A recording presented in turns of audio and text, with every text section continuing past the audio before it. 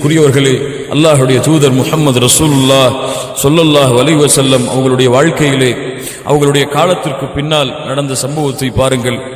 Khalid bin Walid, Abu Ubaidah ரலியல்லாஹு அன்ஹு, இரண்டு தோழர்கள்.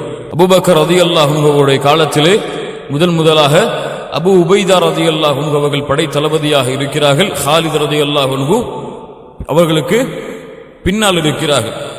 அபு உபைதா அவருக்கு எழுதுகிறார்கள், அபூபக்கர் ரலியல்லாஹு அன்ஹு, அபு உபைதா அவர்களே, இந்த படையிலிருந்து நீங்கள் விலகிக் கொண்டு ஹாலிதை இந்த இடத்திலே வைத்தால் பொருத்தமாக இருக்கும் என்று என்னுடைய பார்வை சொல்லுகிறது.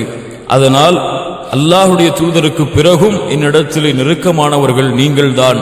அதனால் இருந்தாலும் இந்த படைக்கு பொருத்தமாக ஹாலிதை நான் கருதுகின்றேன் என்று அல்லாஹுடைய தூதர் முஹம்மது ரசூலுல்லாஹ் ஸல்லல்லாஹு அலைஹி வஸல்லமுடைய முதல் கலீஃபா யாருக்கு கடிதம் எழுதுகிறார்கள்?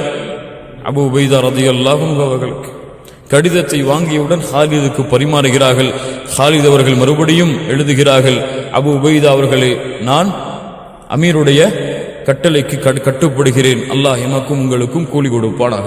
அபு உபைதா அவர்களும் ஏற்றுக்கொள்கிறார்கள். ஹாலித் அவர்கள் படை தளபதியாக வந்து போர் நடந்து கொண்டிருக்கிறார். யாருடைய ஆட்சி காலம் வருகிறது? உமர் ரலியல்லாஹுடைய ஆட்சி காலம் வருகிறது. அல்லாஹுடைய தூதர் முஹம்மது ரசூலுல்லாஹ் ஸல்லல்லாஹு அலைஹி வஸல்லமுடைய இரண்டாவது கலீஃபா அபு உபைதா அவருக்கு மறுபடியும் கடிதம் எழுதுகிறார்கள், அபு உபைதா அவர்களே, நான் இந்த படைக்கு பொருத்தமாக உங்களைத்தான் கருதுகிறேன். இந்த படைக்கு பொருத்தமாக உங்களைத்தான் நான் கருதுகின்றேன். ஹாலிதை பதவி நீக்கம் செய்துவிட்டு நீங்கள் படை தளபதியாக மாறுங்கள். என்ன ஆகும் இந்த காலத்தில் இது நடந்திருந்தா? ஹாலித் ரலியல்லாஹு அன்ஹு யார்? அவர்கள் கலந்து கொண்ட போர்க்களம் வெற்றி அடையாமல் இருந்ததில்லை அல்லாஹுடைய நாட்டத்தால். அவ்வளவு பெரிய போர் தளபதி.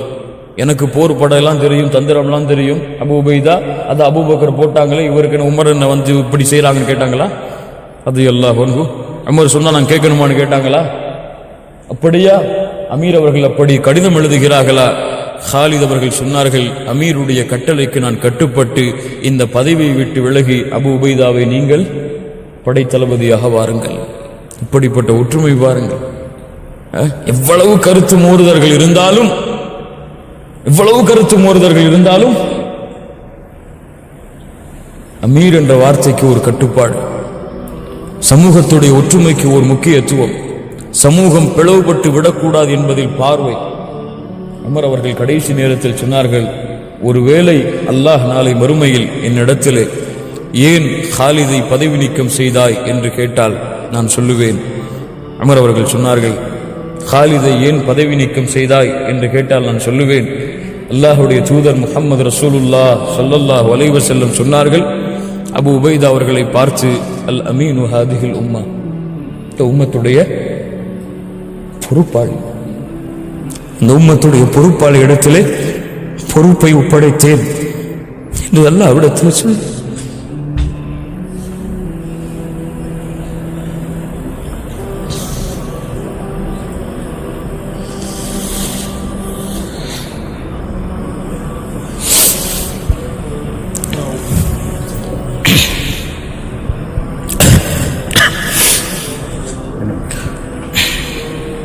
அப்படிப்பட்ட அன்பும் பாசமும் பரிமாறப்பட்ட இந்த சமூகம் இந்த சிறிய சிறிய பிரச்சனைகளுக்காக, சிறிய சிறிய மனச்சங்கலங்களுக்காக முஸ்லிம்களுக்குள் அடித்துக் கொண்டு உருளக்கூடிய நிலைமையை பார்க்கிறோம்.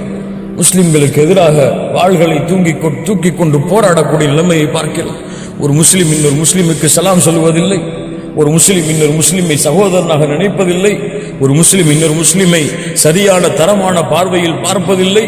வேறு இயக்கத்தில் இருந்தால் அவனை பகையாக பார்க்கிறான், சலாமை பகிர்வதில்லை, அவனோடு பேசுவதில்லை, அவனோடு உறவை துண்டித்துக் கொள்கிறான். ஒரு காஃபிரின் மீது காட்டக்கூடிய இரக்கத்தை கூட ஒரு மூமினான முஸ்லிமான ஒருவன் வேறு இயக்கத்தில் இருந்தால் அவன் மீது காட்டுவதற்கு ஒரு முஸ்லிம் தயங்குகிறான் என்றால் இந்த சமூகம் அல்லாஹ்வுடைய தூதர் வழிகாட்டிய ஒழுக்கத்தில் இருக்கிறதா அல்லது ஷைத்தான் வழிகாட்டக்கூடிய ஒழுக்கத்தில் தன்னுடைய பாதையை அமைத்துக் கொண்டிருக்கிறதா? கொஞ்சம் சிந்தித்து பாருங்கள் கண்ணியத்துக்குரியவர்கள்.